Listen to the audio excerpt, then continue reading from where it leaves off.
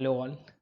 Welcome to the 14th lecture of business studies और हम पढ़ रहे हैं बिजनेस स्टडीज का chapter number 2 that is the principle of management. और प्रिंसिपल ऑफ मैनेजमेंट में हम हमारे प्यारे हेनरी फ्यूल के प्रिंसिपल्स पढ़ रहे हैं, जिसमें हमने लगभग 7 से 8 प्रिंसिपल पढ़ लिए हैं।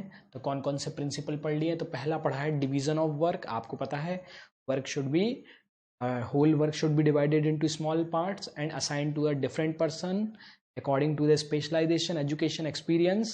When the person do it again and again, so it will become expert. Correct, ये पहला अपन ने देखा। सेकंड है अथॉरिटी एंड रिस्पॉन्सिबिलिटी। अथॉरिटी का मतलब डिसीजन लेना, रिस्पॉन्सिबिलिटी का मतलब कंप्लीट करने का obligation. It should be match होना चाहिए। Excess authority misuse, excess responsibility non completion of work. Correct, ये अपन ने पढ़ा। थर्ड पढ़ा डिसिप्लिन। डिसिप्लिन में मेन चीज है कमिटमेंट। एम्प्लॉयर ने जो कमिटमेंट दिया किया है वो उसे पूरा करना चाहिए, एम्प्लॉय ने जो कमिटमेंट किया है वो उसने पूरा करना चाहिए। That is third. Fourth number unity of command. Unity of command होना चाहिए। यूनिटी ऑफ कमांड का मतलब है एक बॉस से ऑर्डर मिलना चाहिए ताकि एम्प्लॉय कंफ्यूज ना हो कि भाई हम किसका ऑर्डर पहले माने, और एक्सक्यूज भी ना दे। यूनिटी ऑफ डायरेक्शन का मतलब क्या है? तो यूनिटी ऑफ डायरेक्शन का मतलब है दैट इज वन यूनिट के लिए वन प्लान होना चाहिए। जो भी प्लान उस यूनिट के लिए बनाया गया है, हर एक एम्प्लॉय को उस प्लान को पूरा करना चाहिए। करेक्ट। फिर डिफरेंस पढ़ा, what is the difference unity of command. Unity of command है वन बॉस, यहाँ पर वन यूनिट। सेकंड में यूनिटी ऑफ कमांड में कंफ्यूजन अवॉइड करने के लिए और रिस्पॉन्सिबिलिटी फिक्स करने के लिए, वहाँ पर दैट इज मेन ऑब्जेक्ट को पूरा करने के लिए। थर्ड नंबर क्लैरिटी, माइंड में क्लैरिटी रखने के लिए कि मेरा फंक्शन क्या है। वहाँ पर गोल की क्लैरिटी के लिए कि हमारा गोल क्या है। और फोर्थ हमने देखा सिस्टमैटिक वर्किंग के लिए, वहाँ पर coordination of the different persons के बीच में। फिर हमने देखा subordination of individual interest with the group interest. तो याद रखिए सबऑर्डिनेशन का मतलब सुपरसीड करना।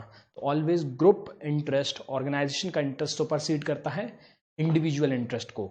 अगर दोनों के सेम डायरेक्शन में है तो बहुत अच्छी बात है, अपोजिट डायरेक्शन में है तो manager should try to reconcile, word याद आया रिकनसाइल। और यदि रिकनसाइल नहीं हो पा रहे हैं तो इंडिविजुअल को मारेंगे और ऑर्गेनाइजेशन इंटरेस्ट पे फोकस करेंगे। ठीक है, ये अपन ने देखा।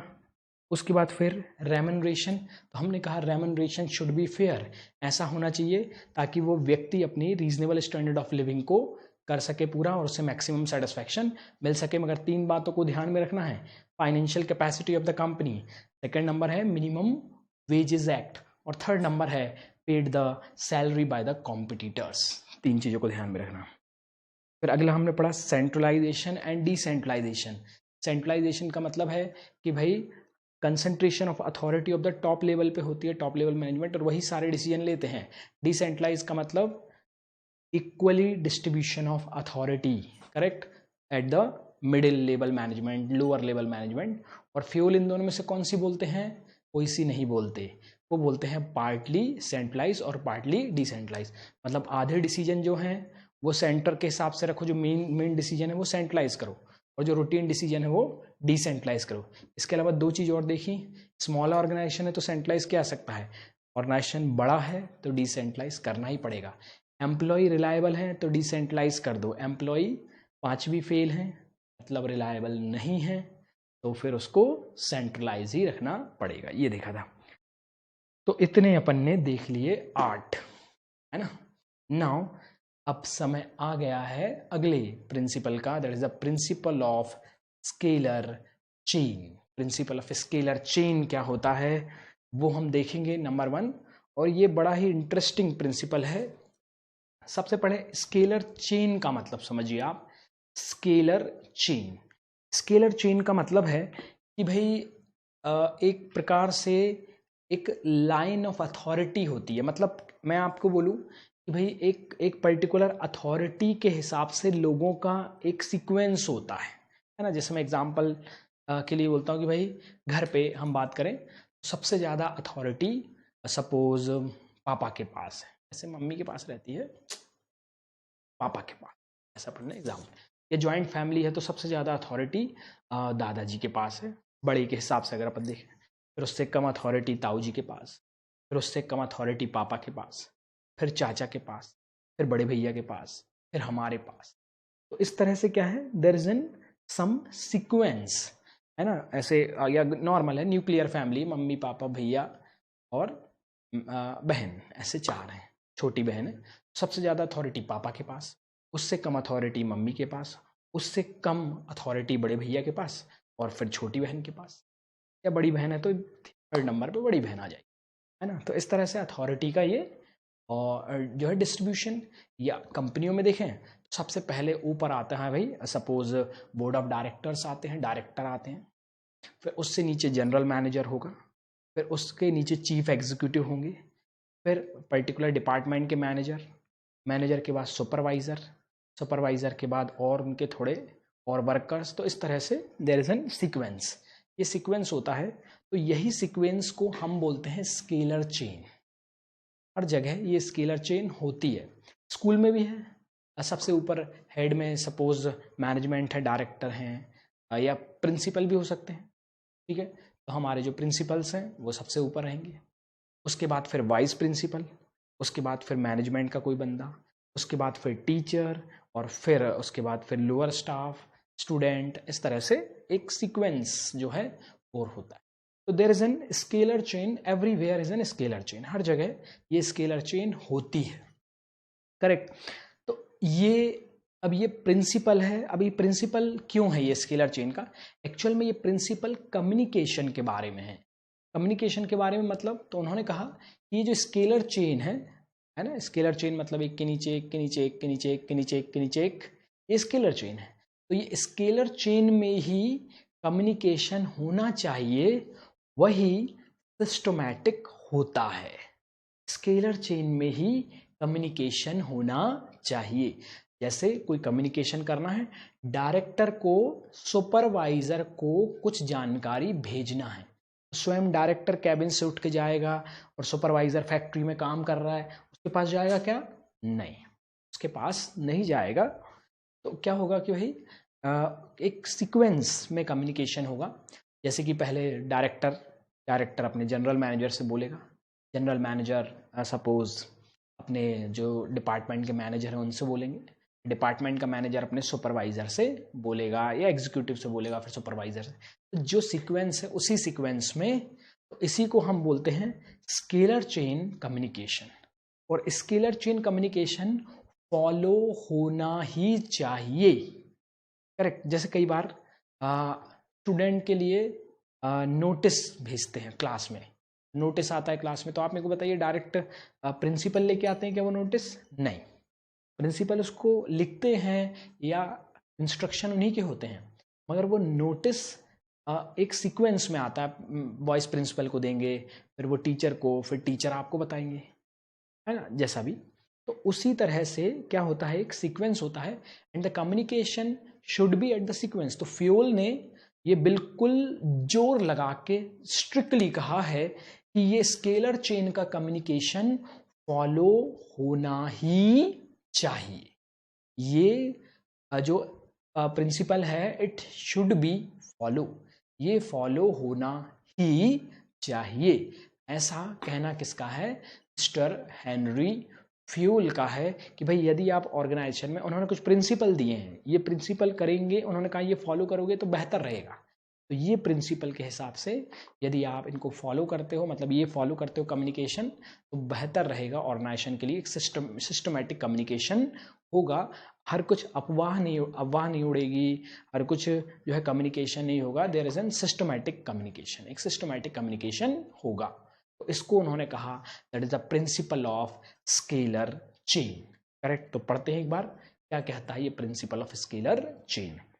तो द स्केलर चेन्स मीन्स क्या है? Line of authority, line of authority, line of authority है मतलब क्या? चेन ऑफ सुपीरियर, सुपीरियर से हाईएस्ट टू लोएस्ट रैंक, तो हाईएस्ट रैंक से लोएस्ट रैंक की एक चेन बनती है, ठीक है। तो fuel insist that chain must B strictly followed या फॉलोड स्ट्रिक्टली। तो क्या कहना है भाई हमारे प्यारे हेनरी फ्यूल का क्या कहना है? उनका कहना है कि this chain should be strictly follow, ये चेन स्ट्रिक्टली फॉलो होना ही चाहिए। देखिए, every information must pass through every की of this chain.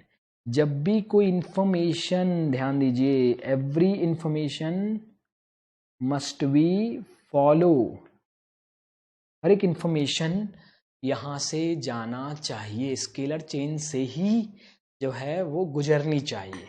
Every information, ये वर्ड ध्यान रखिए, every information must pass through every की ऑफ दिस चेन, हर एक की से, है ना। बोर्ड ऑफ डायरेक्टर को वर्कर तक कोई जानकारी पहुंचाना है तो बोर्ड ऑफ डायरेक्टर से जनरल मैनेजर, जनरल मैनेजर से चीफ एग्जीक्यूटिव, चीफ एग्जीक्यूटिव से सपोज प्रोडक्शन डिपार्टमेंट के हेड, फिर वहां के एग्जीक्यूटिव, फिर सुपरवाइजर, फिर वर्कर्स। तो इस तरह से there should be a chain. Clear?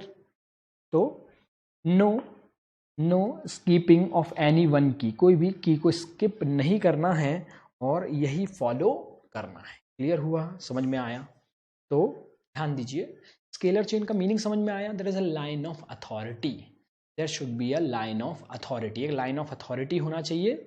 और वो किस तरह की होना चाहिए? सुपीरियर से सबॉर्डिनेट की ओर, हायर अथॉरिटी से लोअर अथॉरिटी की ओर होना चाहिए, नंबर 1। नंबर 2, फ्यूल ने इंसिस्ट किया है कि every organization should strictly follow ही होना चाहिए।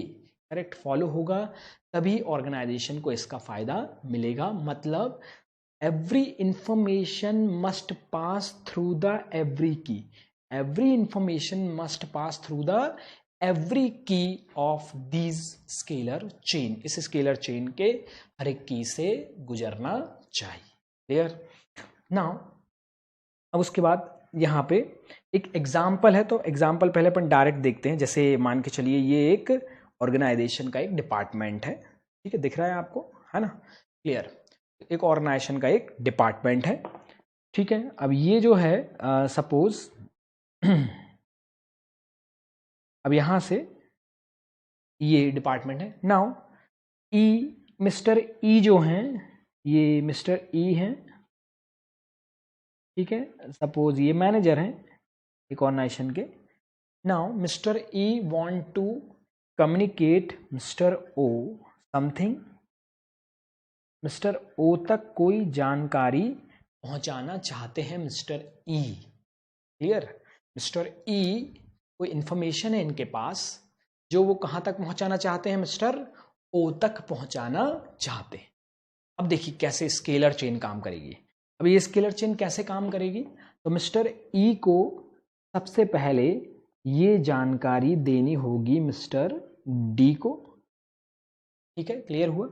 मिस्टर डी इस जानकारी को शेयर करेंगे फिर किसके साथ? मिस्टर सी के साथ। अगेन मिस्टर सी करेंगे किसके साथ? बी के साथ। और मिस्टर बी करने वाले इस जानकारी को किसके साथ? ए। और फिर ए इस जानकारी को शेयर करने वाले हैं एल के साथ, एल करेंगे एम के साथ, एम करेंगे एन के साथ, और एन करेंगे ओ के साथ।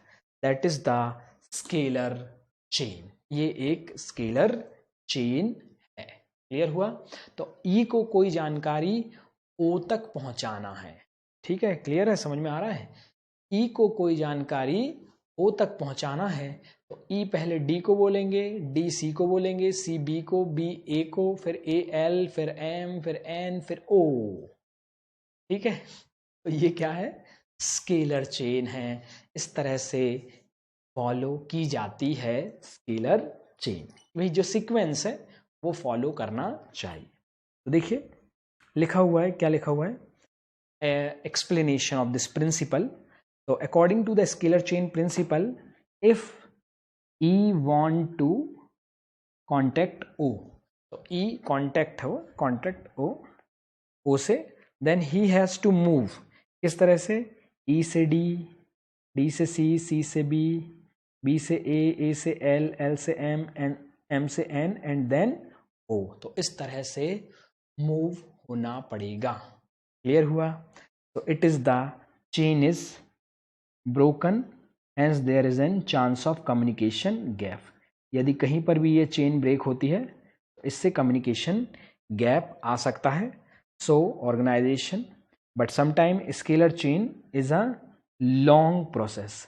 अब एक और चीज यहाँ नई इंसर्ट होने वाली है.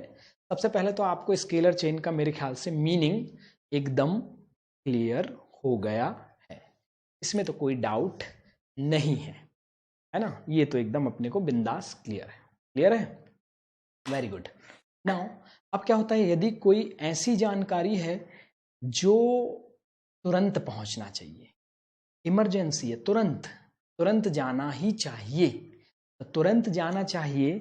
तो अब इस केस में तुरंत जाना चाहिए, इस केस में क्या ऐसा हो सकता है कि मिस्टर ई जो हैं, मिस्टर ई डायरेक्ट मिस्टर ओ से कांटेक्ट कर ले? क्या ऐसा हो सकता है? यस, बिल्कुल पॉसिबल है. In case of any emergency there is an shortcut. अगर कोई इमरजेंसी है, मगर ये किस केस में है? इमरजेंसी. तो अगर कोई इमरजेंसी है तो ये शॉर्टकट अपनाया जा सकता है. कोई इमरजेंट इंफॉर्मेशन भेजना है तभी ये शॉर्टकट अपनाया जाएगा.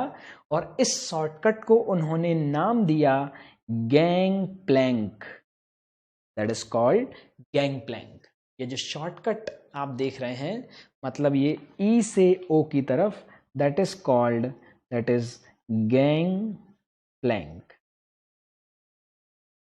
तो हमने क्या कहा? गैंग प्लैंक कहा. ठीक है, समझ में आया? क्लियर हुआ? That is called gang Planck.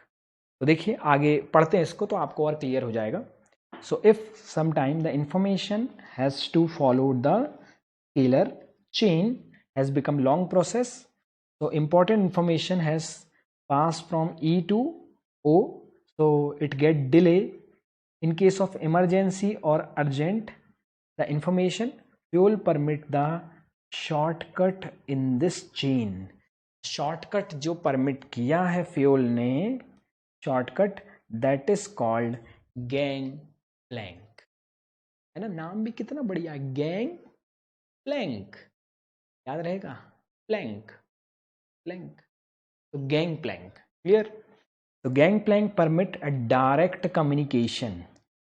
Communication between the employ working in a different position पे काम कर रहे हैं, without follow the scalar chain, बिना स्केलर चेन को फॉलो किए. तो ठीक है, समझ में आया? तो इसको क्या कहेंगे? Gang plank. देखिए यहाँ पे ये बना भी हुआ है, that is the gang plank. E से ओ की ओर तरफ जा रहा है, तो that is called gang plank. ठीक है, दो employ working in different position without any communication. अब एग्जांपल दिया है वही, if you want to pass some urgent information, कुछ अर्जेंट इंफॉर्मेशन जो है वो भेजना है. याद रखिए, information is in the nature of urgent information, urgent nature की होना चाहिए. So O then instead of follow the long route of scalar chain, he directly communicate with O by constructing the gangplank, but generally workers, but यहाँ पर और ध्यान दीजिए, अभी gangplank follow होता है, but generally workers cannot directly communicate with the CEO through the gangplank is possible. ठीक है, वर्कर डायरेक्ट CEO से नहीं मिल सकते, ये एक लाइन है.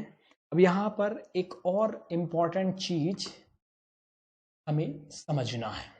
ठीक है, सबसे पहले तो ये क्लियर है, गैंग प्लैंक क्या होता है? तो भाई गैंग प्लैंक का मतलब है कि हम जो है डायरेक्ट रूट यहाँ पर अपनाते. कभी कभी क्वेश्चन आता है, what do you mean by gang plank? तो gang plank is the way of communication which permit the direct communication between the different position of an employ. Different position पे जो एम्प्लॉयज हैं उनमें ये गैंग प्लैंक बनता है.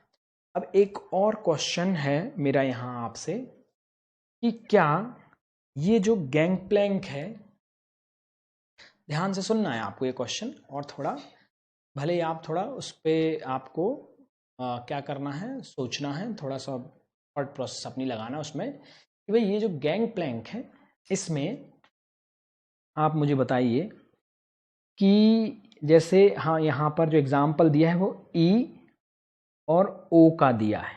यहाँ पर जो एग्जाम्पल दिया है वो कौन का है, ई और ओ। तो ई और ओ आपको सेम पोजीशन पे दिख रहे हैं, ये भी आप समझ लीजिए। जैसे मान के चलिए कि भाई ई जो है वो सपोज प्रोडक्शन मैनेजर है और ये फाइनेंस मैनेजर है, ऐसा अपन मान लेंगे। फाइनेंस मैनेजर, प्रोडक्शन मैनेजर है ई और ओ जो है वो फाइनेंस। तो इसका मतलब ये हुआ कि the gang plank work at the same head, at the same level of authority, या gang plank same level of authority के साथ ही कम्युनिकेट होगा, या मैं ये जानना चाहता हूं आपसे कि क्या mister E can be communicate with Mr. N also, with Mr. M also directly or with Mr. L also? क्या Mr.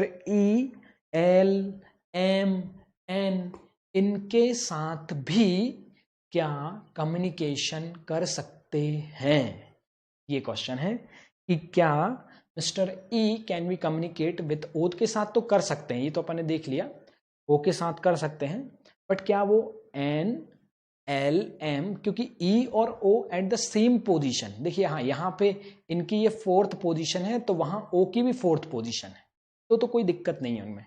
पर क्या ये जो बंदा है मैनेजर, क्या मैनेजर चीफ एग्जीक्यूटिव से कम्युनिकेट कर सकता है? क्या ये बंदा और चीफ जनरल मैनेजर से अब जो है कम्युनिकेट कर सकता है क्या?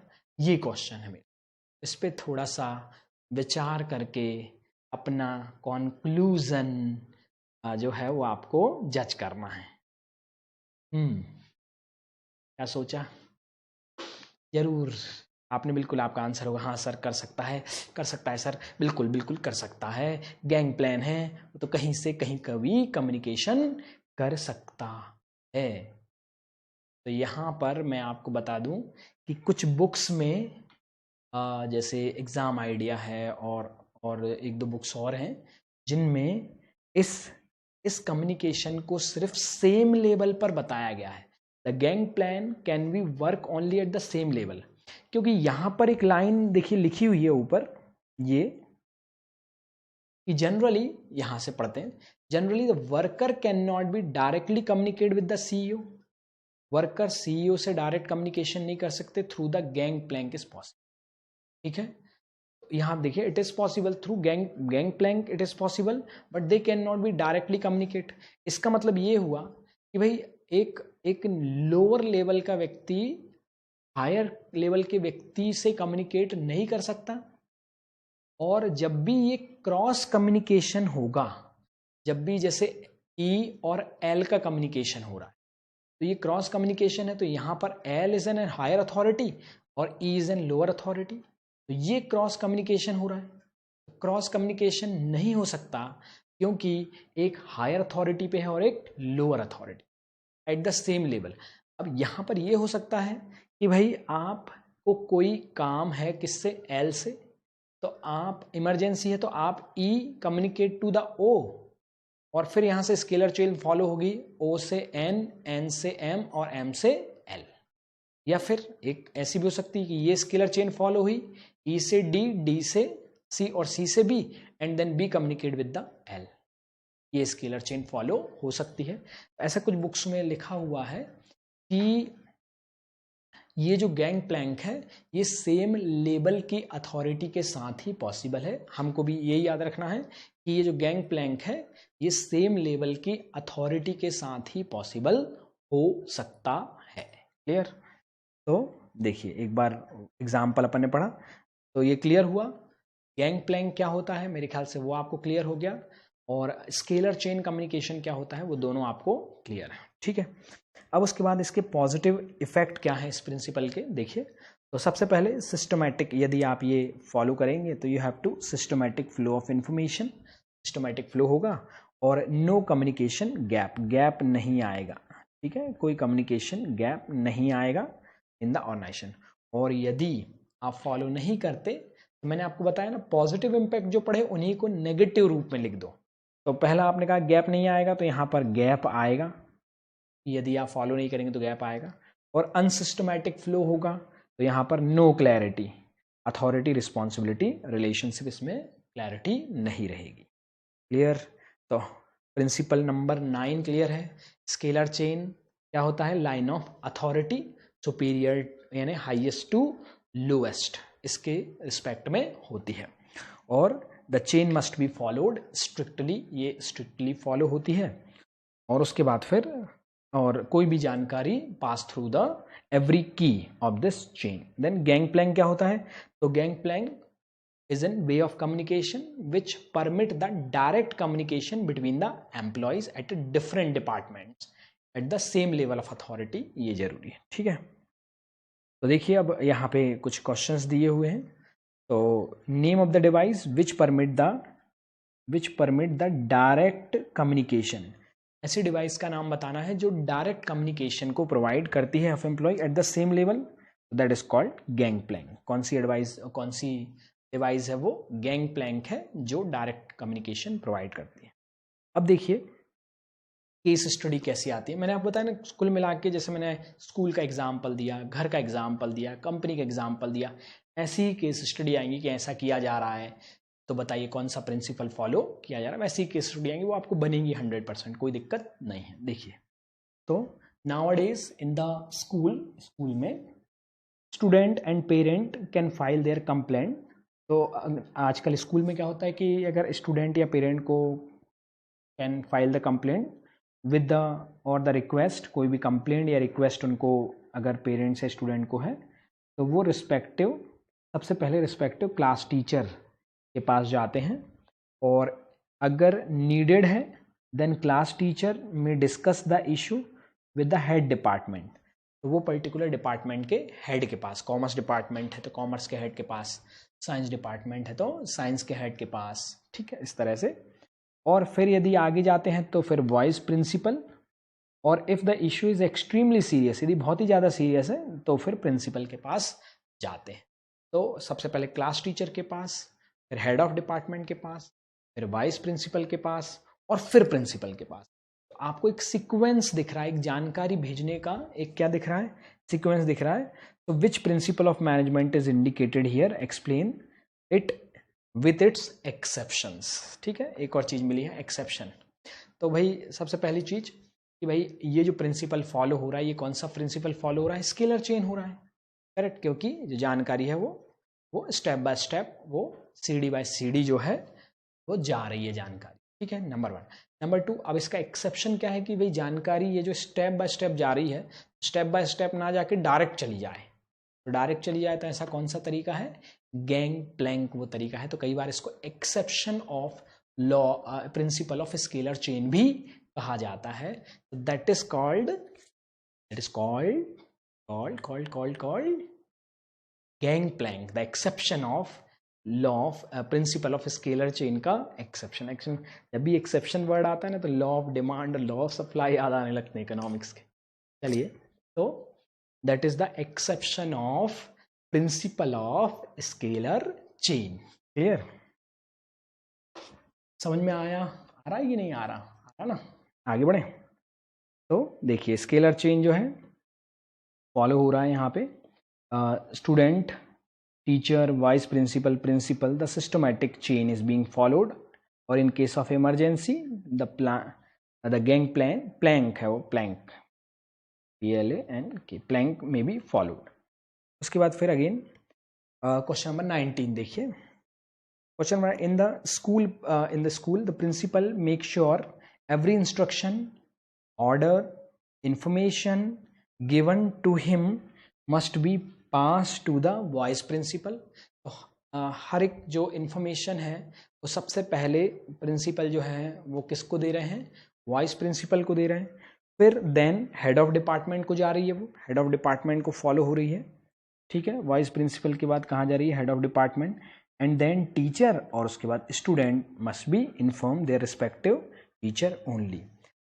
Now the never allow the teacher to direct communicate with him। तो प्रिंसिपल जो है वो अलाउ नहीं करती कि टीचर जो है वो डायरेक्ट कम्युनिकेशन करें। तो आपको बताना है कौन सा प्रिंसिपल हेनरी फ्यूल का स्कूल में फॉलो हो रहा है। कौन सा प्रिंसिपल हो रहा है? प्रिंसिपल ऑफ स्केलर चेन, है ना। फिर सेकंड देखिए, इन case of emergency Which concept of scalar chain that is used by the teacher to pass the urgent message directly to the principal? गैंगप्लैंक, है ना, आसान है कि नहीं? तो मेरे ख्याल से ये अपना जो 9th नंबर का है प्रिंसिपल ऑफ स्केलर चेन, वो आपको एकदम क्लियर है। क्लियर हो गया। अब आते हैं प्रिंसिपल ऑफ ऑर्डर, है ना, ऑर्डर, प्रिंसिपल ऑफ ऑर्डर। अभी ऑर्डर क्या होता है वो हम देखते हैं। देखिए, कई बार हमको ऑर्डर जैसी वर्ड सुनते हैं तो किसी कमांड का इंडिकेशन होता है ना, कि भाई हमारे क्लास टीचर ने ये करने का ऑर्डर दिया है, या ये करना है, पापा ने ये ऑर्डर दिया है, मम्मी ने ये ऑर्डर दिया है। ऑर्डर का मतलब है there is something, some command that is given by the higher authority. कोई हायर अथॉरिटी ने कमांड दिया है कि भाई आपको ये करना है, वो करना है, वो करना है। ये क्या है? एक ऑर्डर। अब ये जो ऑर्डर होता है, ये ऑर्डर एकदम, मैं आपको बोलता हूं कि यहां पर इस ऑर्डर का कोई लेना देना नहीं है। यहां पर ये जो ऑर्डर है ये अलग है बिल्कुल। समझ में आ रहा है ना? मतलब ये जो कमांड वाला ऑर्डर है ये यहां पर कहीं से दूर दूर तक इसका कोई लेना देना नहीं है। फिर यहां पर कौन सा ऑर्डर है? Order early arrangement. यहां पर जो ऑर्डर का मतलब है ऑर्डरली अरेंजमेंट, ऑर्डरली अरेंजमेंट करना। ठीक है, मतलब हमारे जो रिसोर्सेज हैं ऑर्गेनाइजेशन में उनको ऑर्डरली अरेंज करना ताकि काम एकदम स्मूथली हो सके। ऑर्डरली अरेंज करना ताकि जो काम है वो बिल्कुल स्मूथली हो सके, आराम से हो सके। ऐसे अरेंजमेंट को हम ऑर्डरली अरेंजमेंट कहते हैं। ठीक है, जैसे मान के चलिए एग्जाम्पल देता हूँ, बिल्कुल सिंपल एग्जाम्पल है रिसोर्स का। स्पेशली जैसे किचन में हम देखते हैं, तो किचन में क्या है? किचन जमा हुआ है, गैस आगे रखी हुई है ना? ठीक है, उसके बाद इस गैस के आजू बाजू ही सब चीज़ें होती हैं, है ना? मम्मी को बहुत ज़्यादा दूर नहीं जाना पड़ता है कि भाई यहाँ पर पूरे बर्तन जमे हैं, यहाँ मसालों के डिब्बे रखे हैं, यहाँ पे ये रखा हुआ है, यहाँ। तो ये क्या इस तरह से रिसोर्स को अरेंज किया है ताकि काम फटाफट हो। भाई चाय बनाना है तो ये यहाँ से जो है चाय बनाने की जो केटली है वो उठाई, फिर यहाँ से ये शक्कर, ये चाय पत्ती, अदरक किसनी लटकी यहाँ पे, ये किस दिया। ये क्या है? ये एक अरेंजमेंट है। That is what? That is arrangement. और ये अरेंजमेंट से काम देखो फटाफट होता है, सिस्टमैटिक काम होता है, फटाफट काम होता है। इसी को तो हम क्या कह रहे हैं? That is called arrangement. समझ में आ रहा है? तो यही है प्रिंसिपल ऑफ ऑर्डर एक्चुअल में, जो आपके किचन में बरसों से फॉलो हो रहा है। यही कि भाई हम एम्प्लॉय को रिसोर्स इस तरह से अवेलेबल कराएं ताकि वो फटाफट चीज़ों को निपटा सके, ताकि वो फटाफट काम कर सके। यही चीज कहलाती है प्रिंसिपल ऑफ ऑर्डर। ठीक है, क्लियर हुआ? मतलब ऑर्डरली अरेंजमेंट। हर एक चीज का प्लेस फिक्स होना चाहिए। अगर ये प्लेस फिक्स नहीं होता है ना तो बहुत टाइम और एनर्जी वेस्ट होती है। आपने महसूस किया होगा, साली गाड़ी की चाबी ऐसी गुमती है कि वो 10-15 मिनट के बाद मिलती नहीं है ना? गाड़ी की चाबी घुमाते घुमाते जाते हैं। तो लॉकडाउन चल रहा है अभी, बाकी पहले नॉर्मल डेज में घुमाते घुमाते आए, पता नहीं कहाँ पटक दी, फिर जब जाना है तो ढूंढ रहे हैं इधर उधर उधर। तो फिक्स्ड प्लेस, तो यहाँ इस प्रिंसिपल का कहना है कि there should be a fixed place of every resources and human also. Resources का भी और ह्यूमन का भी एक फिक्स्ड प्लेस होना चाहिए। समझ में आया? तो ये कहता है कौन? Principal of order. सॉरी। अब ये फिक्स्ड प्लेस होने से क्या होगा? इससे पहली चीज, रिसोर्सेस वेस्ट नहीं होंगे। ह्यूमन बीइंग का एक फिक्स्ड प्लेस है। जैसे मान के चले टीचर है, कहाँ मिलेंगे भाई? स्टाफ रूम में मिलेंगे। किसी को भी वहाँ स्टाफ रूम में चले जाइए, उसमें मिल जाए, तो उनका फिक्स्ड प्लेस है। फिर कोई बंदे को काम होगा, कोई स्टूडेंट को काम होगा तो उसका टाइम वेस्ट नहीं होगा। क्लियर हुआ? इसको हम बोल रहे हैं that is called principle. Similarly आपने बिल्कुल, मैंने पहले भी आपको बताया था कि वो जो फिर से एग्जांपल देता हूँ, वो जो सर्विसिंग करने वाले होते हैं, एवरीथिंग, टूल बॉक्स यहाँ रखा है, ग्रीस गन और ऑयलिंग और ये सब चीज़ें बिल्कुल साथ में हैं, फटाफट वो काम करते जाते हैं। तो यहाँ पर क्या चीज़ आ रही है? That is the principle of order. कि भाई अरेंजमेंट ऐसा हो कि आप जो काम कर रहे हो उसमें टाइम वेस्ट ना हो और वो काम एकदम स्मूथली होता रहे। उसको हम बोलते हैं प्रिंसिपल ऑफ ऑर्डर। ठीक है, तो देखिए एक बार पढ़ते हैं। The principle of order does not mean command. Command से इसका कोई लेना देना नहीं है। That is does not mean command but it refer to the orderly arrangement. Word ध्यान में आया? ऑर्डरली अरेंजमेंट है ये, ऑर्डरली अरेंजमेंट करना चीजों का।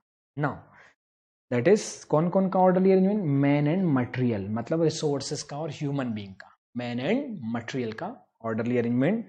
This is a fixed place at the everything and everyone in the organization. हर एक चीज का एक फिक्स्ड प्लेस होना ही चाहिए। याद रखिए, घर में भी जरूरी है ये।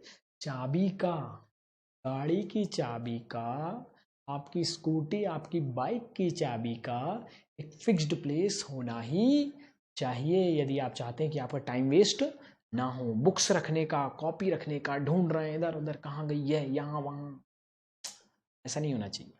Fixed place for everything everyone in the organisation. तो फ्योल ने इंसिस्ट किया है, Fayol insist that there must be a fixed place, हमेशा फिक्स्ड प्लेस होना ही चाहिए। Every material used in the organisation fixed place और शीट और कैबिन टू एवरी एम्प्लॉय। तो हर एक मटेरियल के लिए, हर एक एम्प्लॉय के लिए एक फिक्स्ड प्लेस तो होना ही चाहिए। So the organisation, so that, इससे क्या होगा? No time and energy is wasted. मैंने आपसे बोला था कि टाइम और एनर्जी वेस्ट नहीं होगी। ठीक है, एनी मटेरियल और एनी ऑर्गेनाइजेशन। जैसे देखिए, the worker need a tools, tool box की, वो जो रिपेयरिंग की बात कर रहा, सर्विसिंग की बात कर रहा था, उनका टूल बॉक्स बिल्कुल बगल में रखा रहता है उनके। फटाफट ये पाना चाहिए, वो पाना चाहिए, ये चाहिए, ये चाहिए, तो सब निकालते रहते उसमें। ठीक है, तो need tools that he must know which box or tool room it will found and if he need guidance, यदि guidance की जरूरत है from the supervisor, he must know the fixed cabin of the supervisor। fixed cabin होना चाहिए ताकि किसी को भी guidance की जरूरत हो तो वो particular उस cabin में चला जाए। if no fixed place then worker will waste his time and energy to search the toolbox, even a supervisor also। तो पॉजिटिव इफेक्ट क्या होंगे? बिल्कुल सिंपल है कि भाई आपका टाइम वेस्ट नहीं होगा, एनर्जी वेस्ट नहीं होगी और स्मूथ और सिस्टमैटिक काम चलता रहेगा ऑर्गेनाइजेशन। और यदि नहीं किया तो ये टाइम भी वेस्ट होगा और भाई इतने अच्छे से काम भी नहीं चलेगा सिस्टमैटिकली। तो wastage of time and energy in search of man material और not able to contract the people at a right time. Right time पे हम लोगों, क्योंकि मिलेंगे ही नहीं, वो पता नहीं हमें कहाँ पर है। ठीक है, तो समझ में आया? तो क्या मतलब है इस प्रिंसिपल, ये प्रिंसिपल आपसे क्या कहना चाह रहा है? ये कहना चाहता है ऑर्डरली अरेंजमेंट होना चाहिए, नंबर 1। नंबर 2 कि भाई यहाँ पर हर एक मैन और मटेरियल की एक फिक्स्ड प्लेस होना चाहिए ताकि उन्हें आसानी से फाइंड किया जा सके, ताकि हमारा टाइम और हमारी एनर्जी बच सके। अब इसमें केस स्टडी कैसे आएंगी? केस स्टडी जनरली वायलेशन में आती है। आपको ऐसा कुछ क्वेश्चन देंगे जिसमें सब कुछ बिखरा बिखरा सा नजर आएगा, है ना। जैसे मान के चलिए आपका क्वेश्चन मैं आपकी लाइफ से रिलेटेड क्वेश्चन बनाता हूँ कि भाई आपकी एग्जाम्पल के लिए आपकी जो कॉपी है, जैसे आप घर पहुँचते हो तो आपको पता है कि आप बैग कहाँ पे पड़ा हुआ है, अपने शूज़ कहाँ पड़े हुए हैं, सॉक्स कहाँ पड़े हुए हैं, टाई, स्कूल से घर जा रहे हो टाई कहाँ पड़ी हुई है, और कॉपियाँ उसमें से, और मतलब कि भाई हर एक चीज़ को आपने सिस्टमेटिक, फिर क्या होगा अगले दिन फिर ढूंढ रहे हो, मम्मी मेरे सॉक्स कहाँ हैं, मम्मी मेरा बेल्ट कहाँ है। तो आपने क्या किया, इस लॉ को, मतलब इस प्रिंसिपल को वायलेट किया है। तो इस प्रिंसिपल को वायलेट करने, इसी तरह से क्वेश्चन आता है। अब ऑर्गेनाइजेशन का लगा लो, ऑर्गेनाइजेशन में फाइल कहीं पड़ी है, मैनेजर कहीं बैठा है, रॉ मटेरियल कहीं रखा हुआ है, ऑफिस में जो है चीज़ें नहीं हैं, तो ये किस चीज़ का वायलेशन हो रहा है? प्रिंसिपल ऑफ ऑर्डर का वायलेशन। जब भी कुछ आपको बिखरा बिखरा सा नजर आए, समझ लेना कि कौन से प्रिंसिपल का वायलेशन हो रहा है, प्रिंसिपल ऑफ ऑर्डर का वायलेशन हो रहा है।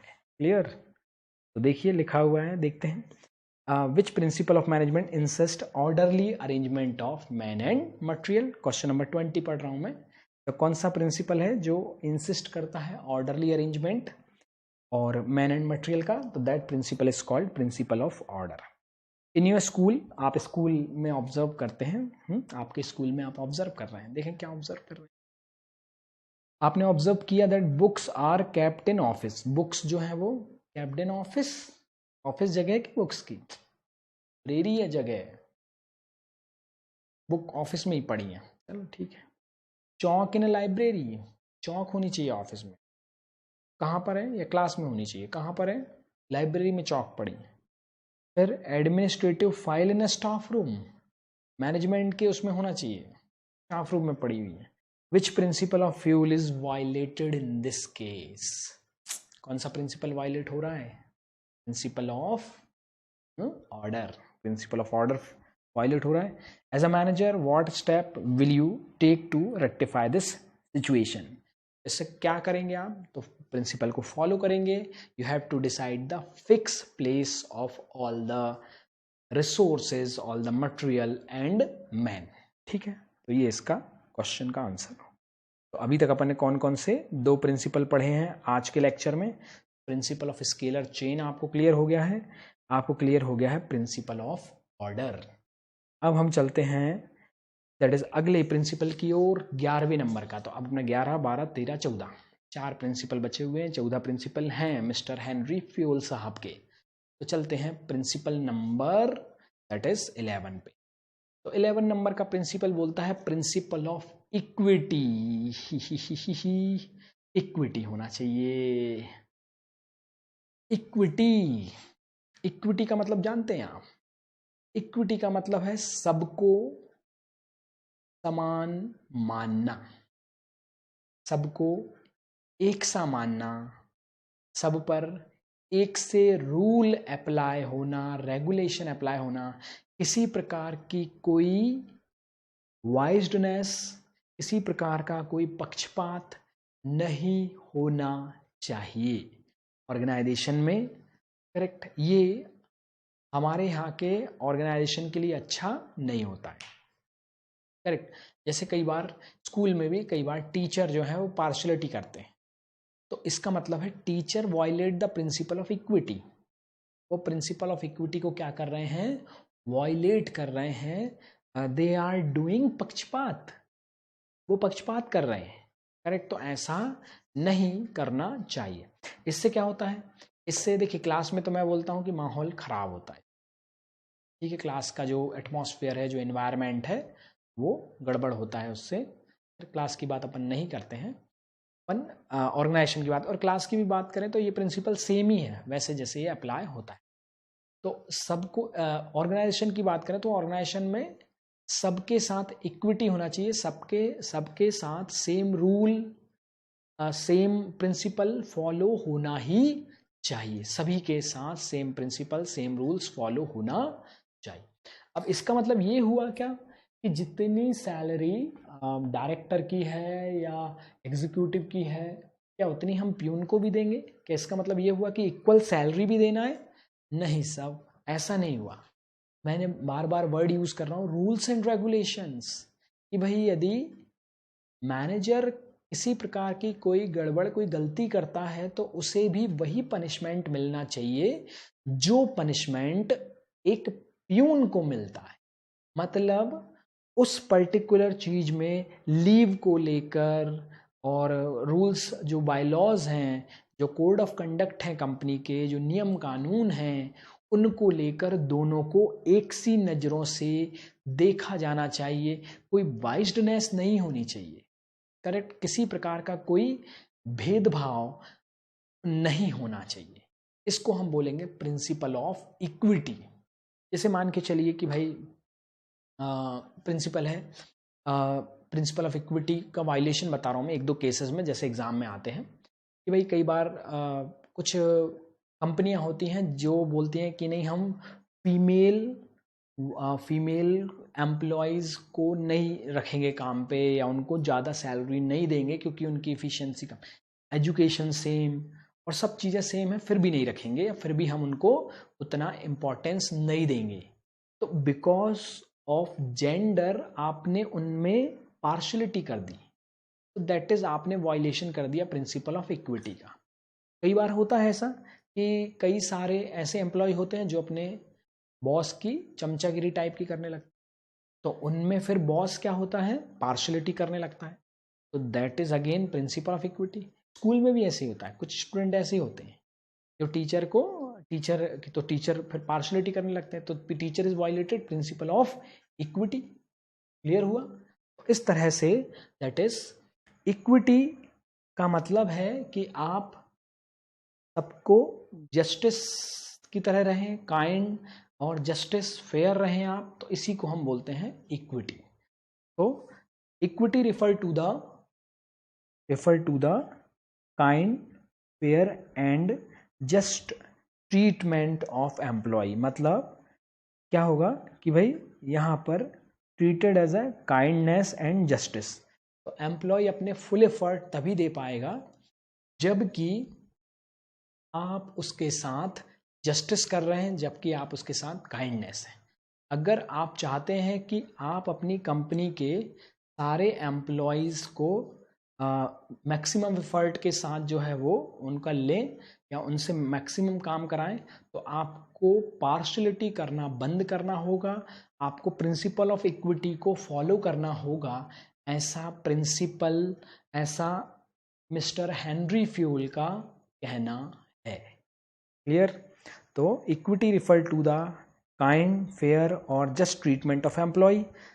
Employ will put the maximum effort only when they are treated with kindness and justice। तो they are treated with kindness and justice के साथ। Now if the manager is biased, यदि manager क्या है, biased है, and dealing with employee, then employee will get dissatisfied। Employee will get dissatisfied बेटा, और dissatisfied एक बार हो गए तो उनका आप पूरा कंट्रीब्यूशन नहीं ले पाएंगे। They will not contribute as their maximum capacity.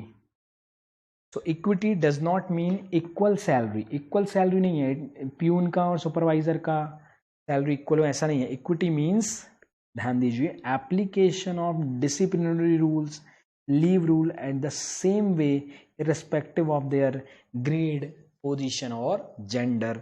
Actual में यहां पर छुपा हुआ है इक्विटी का meaning.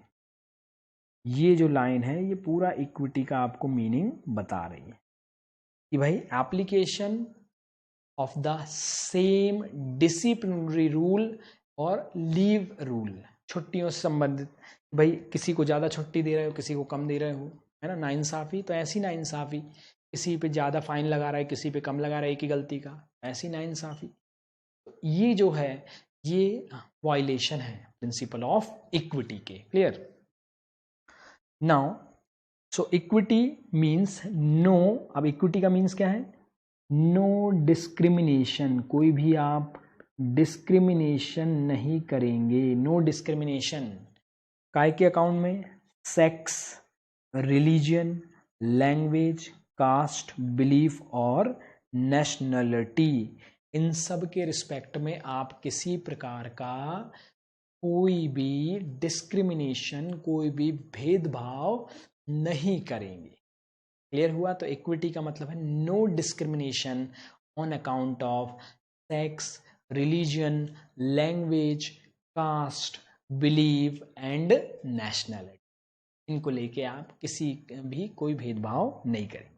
So it multinational companies, people of the various nationalisation work together without any discrimination. तो जो मल्टीनेशनल कंपनीज हैं, करेक्ट, बड़ी बड़ी कंपनियां हैं, उनमें डिस्क्रिमिनेशन नहीं होता। जैसे मैं आपको बताऊं, कई सारे एग्जाम्पल हैं इसके, और अपन इसमें भी दिए हुए हैं कि भाई कई सारे एग्जाम्पल हैं। जैसे बहुत ही बड़ी बड़ी कंपनियां हैं, उनमें आपकी क्वालिटी देखी जाती है, उनमें डिस्क्रिमिनेशन नहीं। जैसे बहुत ही जो है फॉर एग्जांपल के लिए कि भाई जैसे गूगल है, तो Google that is a very big and very top most company, और उसके सीईओ कौन है, एक इंडियन है, सुंदर पिचई जो है। तो इन्होंने, बड़ी कंपनी है मगर उन्होंने ये नहीं देखा कि भाई वो इंडियन है या उनका कोई रिलीजन, ऐसा कुछ देखा नहीं, करेक्ट क्वालिटी है बंदे में, तो फिर वो जो है उस पोस्ट पर क्लियर हुआ। सिमिलरली यहाँ पर जो है इंडियन ओरिजिन, सुंदर पिचई सीईओ हैं गूगल के, सुनील सूद सीईओ हैं वोडाफोन के। इस तरह से इसमें इस तरह के बड़ी बड़ी कंपनियां जो मल्टीनेशनल कंपनियाज हैं, they never ever think about the discrimination. तो डिस्क्रिमिनेशन तो समझ में आया। तो इक्विटी क्या है, no discrimination on the account of sex, religion, caste, gender, belief, nationality, इन पे कोई दिक्कत। क्लियर।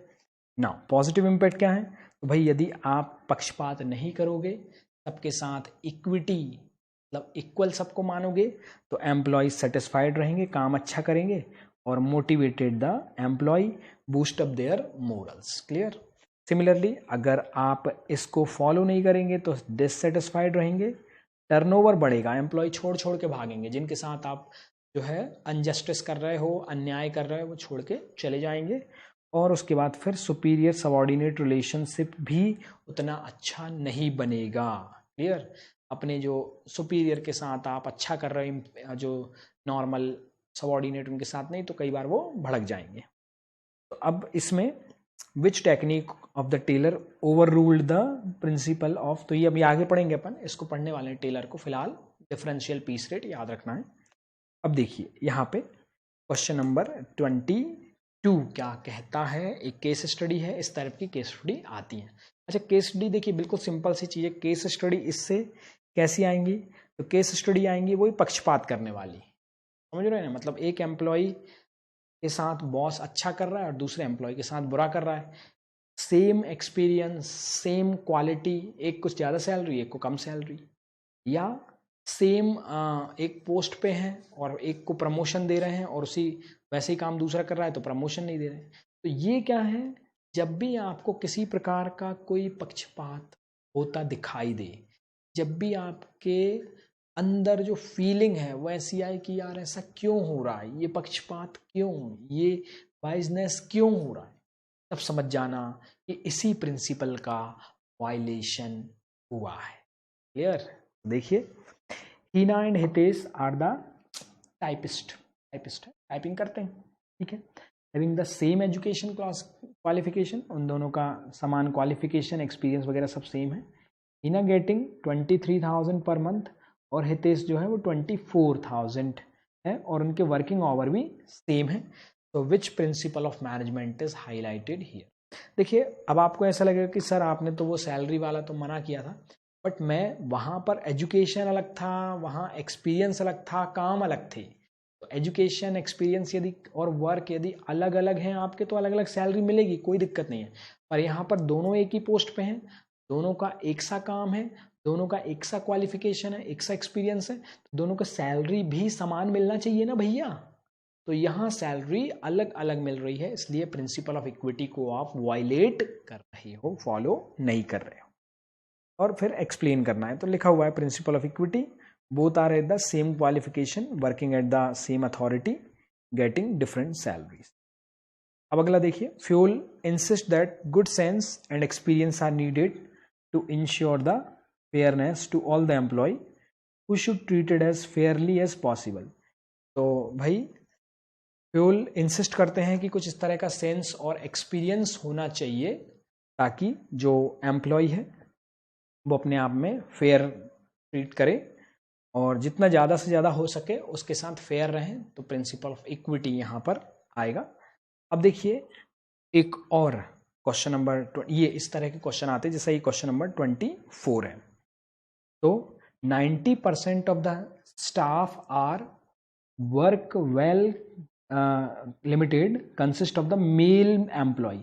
90% जो स्टाफ, जितना भी स्टाफ है उनका, उसमें 90% स्टाफ कौन है, मेल एम्प्लॉय है, और female employee are employed is a very basic job जैसे रिसेप्शनिस्ट वगैरह पे है। तो management in is an opinion that female employee cannot be contributed as the par as male employee। तो मैनेजमेंट का क्या सोचना है कि जितना एक मेल एम्प्लॉय कंट्रीब्यूट करता है, मेहनत करता है, उतना फीमेल एम्प्लॉयज जो है वो मेहनत नहीं करती। मगर मेरे ख्याल से नहीं, ये इसको एग्जाम्पल को छोड़ के अगर आप आज के एरा में देखो, मतलब आज यदि आप देखोगे ना तो इसका जस्ट अपोजिट है।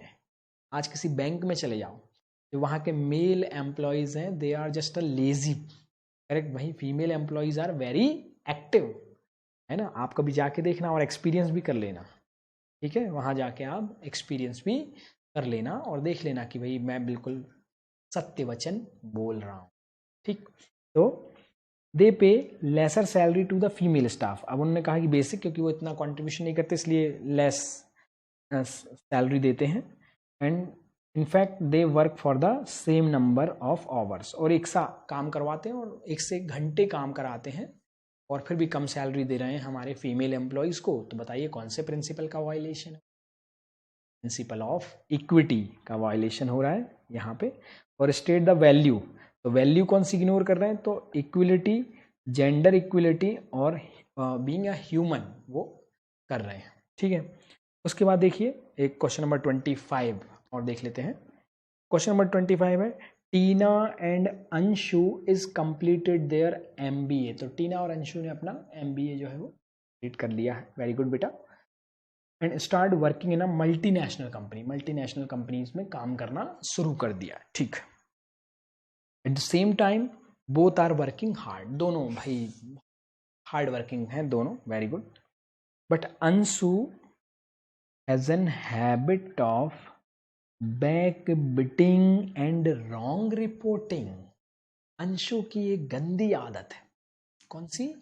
Back biting. बैक बिटिंग का मतलब भाई किसी के पीछे बातें करना, है ना। जनरली क्या होता है कि हम किसी के सामने ना बोल के हम अपने दोस्तों से, सीनियर्स से बोल रहे हैं, ठीक है। और उसकी रॉन्ग रिपोर्टिंग भी करती है, वो गलत रिपोर्ट करती है about his colleagues to impress the boss. Boss को इम्प्रेस करने के लिए अपने ही जो काम कर रहे हैं उनके बारे में, है ना। कई बार ऐसा होता है, आपने देखा होगा एज अ स्टूडेंट लाइफ में। आपको बता दूं कि कई सारे स्टूडेंट टीचर को इम्प्रेस करने के लिए दूसरे स्टूडेंट के बारे में कुछ कुछ बोलते रहते हैं, तो दे आर बैक बिटिंग, वो बैक बिटिंग करते रहते हैं, गंदी बात। तो all the employee in the organisation know about it, सारे ऑर्गेनाइजेशन को पता है कि अंशु की ऐसी आदत है, बुरी आदत, सबको पता रहती है बुरी आदत। तो at the time of performance appraisal, Tina performance was rated better than Anshu. अब काम के सिलसिले में बात करें तो टीना का जो परफॉर्मेंस है वो बेहतर है अंशु से, ठीक है। But even their boss decide to promote the Anshu, मगर बॉस ने एक गलत फैसला ले लिया। उसने उस अंशु को, जो रॉन्ग रिपोर्टिंग करती थी, जिसने बॉस को इम्प्रेस कर दिया था झूठ बोल के, उस अंशु को प्रमोशन दे दिया। और हीना जो बहुत ही शिद्दत से काम करती थी, उस हीना को उन्होंने क्या नहीं दिया भाई, ये जो है नहीं दिया प्रमोशन, ठीक है। तो Anshu start that being a female, so Tina was not able to handle the complications of the higher post. और क्या बोल के नहीं दिया कि भाई अंशु कॉम्प्लिकेशन वर्क को हैंडल कर सकती है, मगर टीना कॉम्प्लिकेशन काम को हैंडल नहीं कर सकती, ये बोल के, ठीक है। तो identify the principle not followed, कौन सा प्रिंसिपल फॉलो नहीं है? तो भाई प्रिंसिपल ऑफ इक्विटी फॉलो नहीं किया। और यहाँ पर कौन सी वैल्यू है? तो जेंडर इक्विलिटीज रिवॉर्ड और गुड ह्यूमन बिहेवियर भी अपने आप में एक जो है वो क्या है, वैल्यू है, तो वो भी फॉलो नहीं की। हाँ जी, तो एनी पॉइंट, एनी डाउट? अब यहाँ तक अपने जो हैं कितने हो गए भाई? 3 प्रिंसिपल आज हमने पढ़े। कौन कौन से प्रिंसिपल पढ़े, जरा एक बार नाम पढ़ लेते हैं। स्केलर चेन से शुरू की थी अपन ने अपनी चेन, तो प्रिंसिपल ऑफ स्केलर चेन पहला principle, second principle principle of order, और थर्ड प्रिंसिपल है प्रिंसिपल ऑफ इक्विटी। अब बचे 3, तो अगले लेक्चर में हम वो 3 प्रिंसिपल को भी निपटा देंगे, ठीक है। चलिए आज के लेक्चर में इतना ही, तो ध्यान रखना है आपको, ठीक। घर से बाहर जाने का नहीं, घर में बिंदास पढ़ाई करने का। ओके, चलिए फिर